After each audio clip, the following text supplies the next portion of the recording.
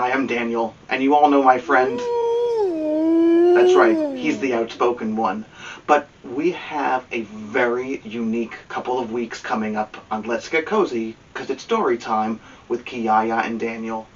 Some of my oldest friends, my former students, are going to be reading selections from two books that we previously introduced, but they all have a very special connection with. For the next 2 days, you'll be joined by MJ Abva. MJ graduated from CUNY Lehman College in 2015, and he is currently the Chief of Operations for Boat and Bridge Incorporated, a creative media agency in my home borough, the Bronx, New York.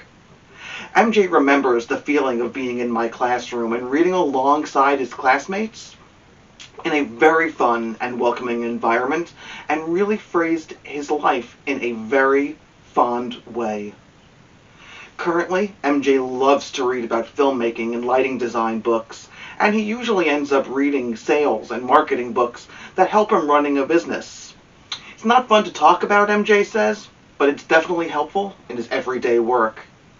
MJ suggests that you make sure you add time to read in your daily schedule, the same way that we check our social media. You know, he's right. We live in this digital age where all we're checking out is Instagram, Facebook, but let's not forget great literature as well. You're already reading on the internet, MJ says. Slow down, take a break. Today on Let's Get Cozy, MJ will be sharing chapters 1 through 4 of MANIAC MAGEE. Join us tomorrow for another episode where he shares chapters 5 through 8. Sit back, let's get cozy, because it's story time. Are you a singer, an actor, an artist, a crocheter, a knitter, a cross-stitcher, a potter? Are you a crafter?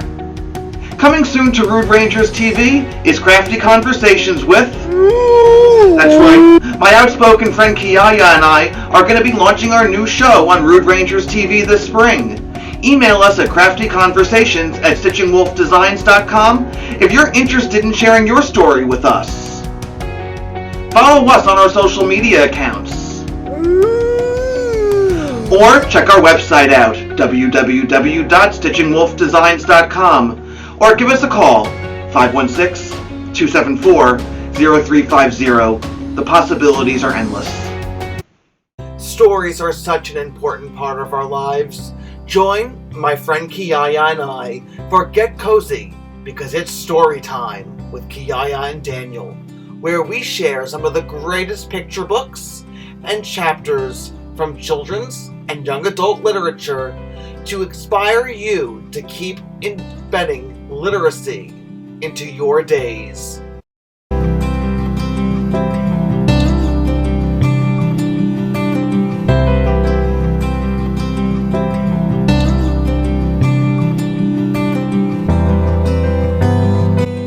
I'm Daniel, and Kiyaya and I are here to share this all with you.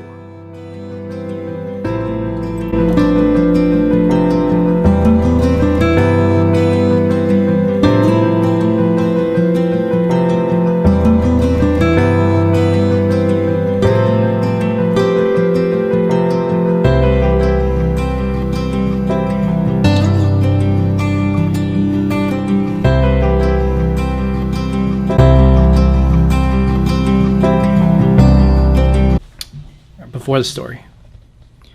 They say Maniac McGee was born in a dump. They say his stomach was a cereal box and his heart a sofa spring. They say he kept an 8-inch cockroach on a leash and that rat stood guard over him while he slept. They say if you knew he was coming and you sprinkle salt on the ground and he ran over it, within 2 or 3 blocks, he would be as slow as everybody else. They say. What's true? What's myth?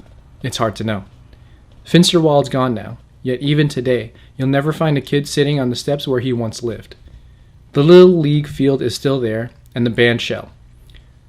Cobble's Corner still stands at the corner of Hector and Birch, and if you ask the man behind the counter, he'll take the clump of string out of a drawer and let you see it.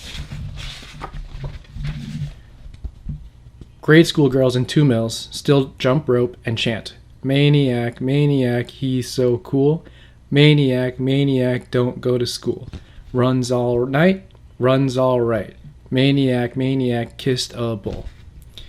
And sometimes the girl holding one end of the rope is from the west side of Hector, and the girl on the other side is from the east side. And if you're looking for Maniac Magee's legacy or monument, that's as good as any, even if it wasn't really a bull. But that's okay, because the story of a kid is 1 part fact, 2 parts legend, and 3 parts snowball. And if you want to know what it was like back when Maniac Magee roamed these parts, well, just run your hand under the movie seat, and you'll be very, very careful not to let the facts get mixed up with the truth.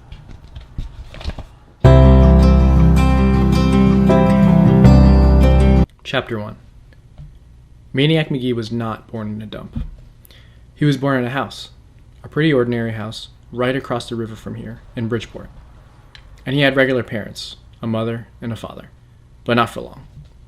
One day his parents left him with the sitter and took the PNW high-speed trolley into the city.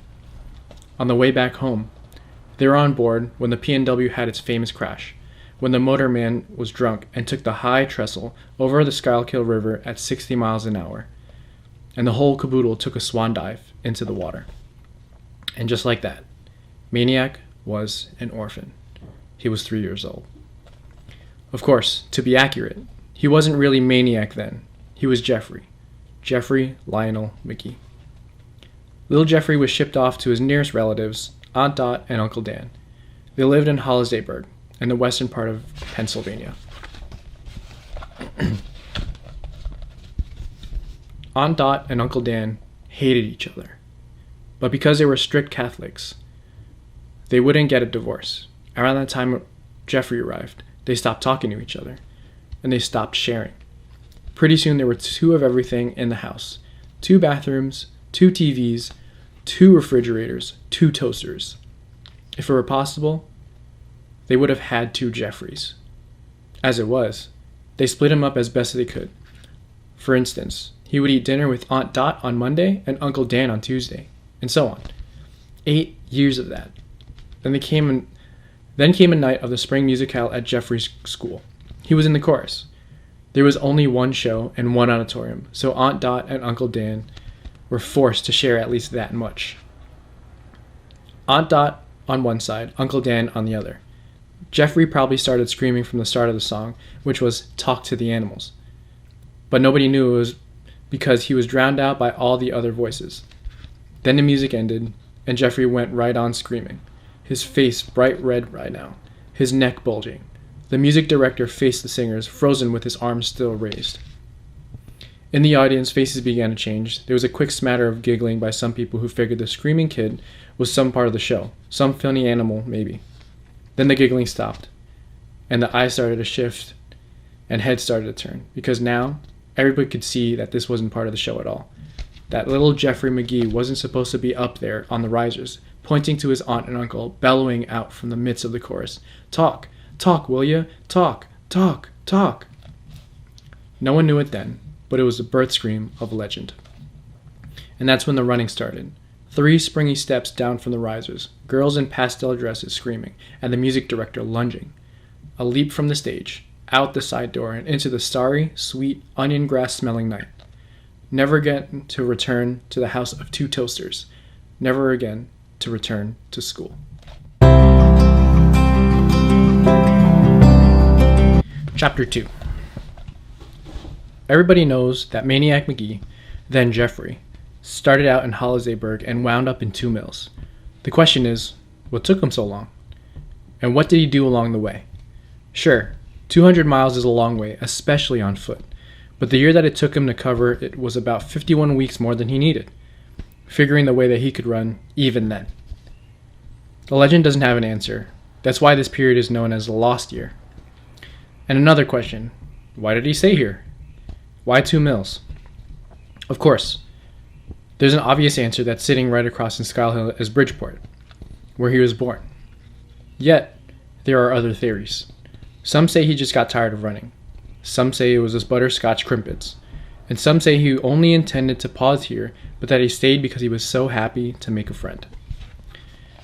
If you listen to everybody who claims to have seen Jeffrey Maniac Magee that first day, there must have been 10,000 people and a parade of fire trucks waiting for him at the town limits. Don't believe it. A couple of people truly remember. Here's what they saw. A scraggly little kid jogging toward them, the soles of both sneakers hanging by their hinges and flopping over like dog tongues each time they came up from the pavement. But it was something that they heard and made him stick in their minds all these years. As he passed them, he said, "Hi." Just that. Hi. And he was gone. They stopped. They blinked. They turned. They stared after him and wondered, do I know that kid? Because people just don't say that to strangers out of the blue.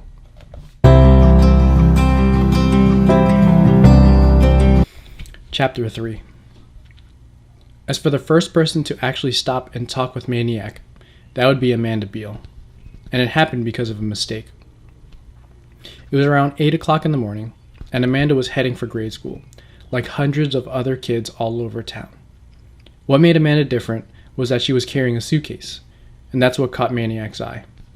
He figured she was like him, running away, so he stopped and said hi. Amanda was suspicious. Who was this white stranger kid, and what was he doing in this East End, where almost all the kids were black? And why was he saying that? But Amanda Beale was also friendly, so she stopped and said, "Hi," back. "Are you running away?" Jeffrey asked her. "Huh?" said Amanda. Jeffrey pointed at the suitcase. Amanda frowned, then thought, then laughed. She laughed so hard she began to lose her balance, so she set the suitcase down and sat on it so she could laugh more safely. When at last she could speak, she said, "I'm not running away. I'm going to school." She saw the puzzlement in his face. She got off the suitcase and opened it up right there on the sidewalk. Jeffrey gasped, "Books!" Books, all right. Both sides of the suitcase crammed with them, dozens more than anybody could ever need for homework. Jeffrey fell to his knees. He and Amanda and the suitcase were like rock in a stream. The schoolgoers just flowed to the left and right around them. He turned his head this way and that to read the titles. He lifted the books on top to see the ones beneath. There were fiction books and non-fiction books, who did it books and let's be friends books, and what is it books, and how to books, and how not to books, and just regular kid books. On the bottom was a single volume from a encyclopedia. It was the letter A. "My library," Amanda Beale said proudly. Somebody called. "Gonna be late for school, girl." Amanda looked up. The street was almost deserted. She slammed the suitcase shut and started hauling it along. Jeffrey took the suitcase from her. "I'll carry it for you." Amanda's eyes shot wide. She hesitated. Then she snatched it back. "Who are you?" she said. "Jeffrey McGee." "Where are you from? West End?" "No." She stared at him, at the flop-soled sneakers. Back in those days, the town was pretty much divided. The East End was blacks, the West End was whites. "I know you're not from the East End. I'm from Bridgeport." "Bridgeport? Over there? That Bridgeport?" "Yep." "Well, why aren't you there?" "It's from where I'm from, not where I am." "Great. So where do you live?" Jeffrey looked around. "I don't know. Maybe here?" "Maybe." Amanda shook her head and chuckled. "Maybe. You better go ask your mother and father if you live here or not." She speeded up. Jeffrey dropped back for a second, then caught up with her. "Why are you taking all these books to school?" Amanda told him. She told him about her little brother and sister at home, who loved to crayon every piece of paper they could find, whether or not it already had type all over it. And about the dog, Bow Wow, who chewed everything he could get his teeth on, and that, she said, was why she carried her whole library to and from school every day. First bell was ringing. The school was still a block away. Amanda ran. Jeffrey ran. "Can I have a book?" he said. "They're mine," she said. "Just to read, to borrow." "No." "Please." "What's your name?" "Amanda." "Please, Amanda. Anyone. Your shortest one." "I'm late now. I'm not going to stop. Open up this thing again. Forget it." He stopped. "Amanda." She kept running, then stopped, turned, glared. What kind of kid was this anyway? All grungy, ripped shirt. Why didn't he go back to Bridgeport or the West End where he belonged? Bothersome white girls up there. Why was she still standing there? So what if I loaned you one, huh? How am I going to get it back? I'll bring it back, honest. If it's the last thing I do, what's your address? 728 Sycamore. But you can't come there. You can't even be here. Second bell rang. Amanda screamed, whirled, ran. Amanda! She stopped, turned. Oh, she squeaked. She tore a book from the suitcase, hurled it at him, here, and dashed into school. The book came flapping like a wounded duck and fell at Jeffrey's feet. It was a story of the Children's Crusade. Jeffrey picked it up. And Amanda Beale was late for school for the only time in her life.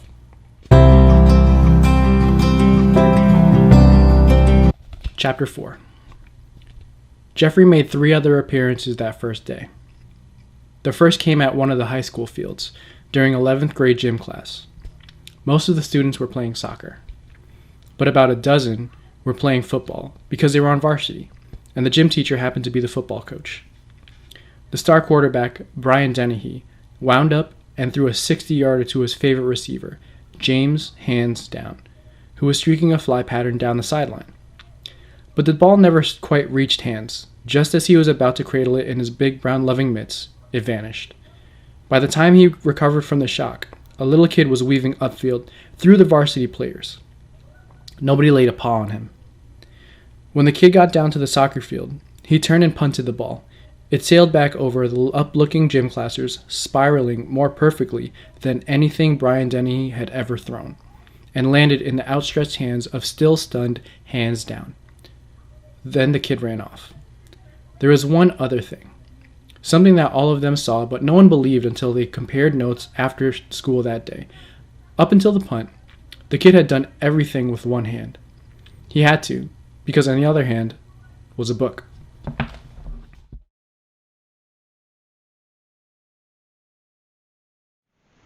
Thanks so much, MJ, for sharing those first few chapters, and we can't wait till tomorrow when we see your conclusion of your selected chapters.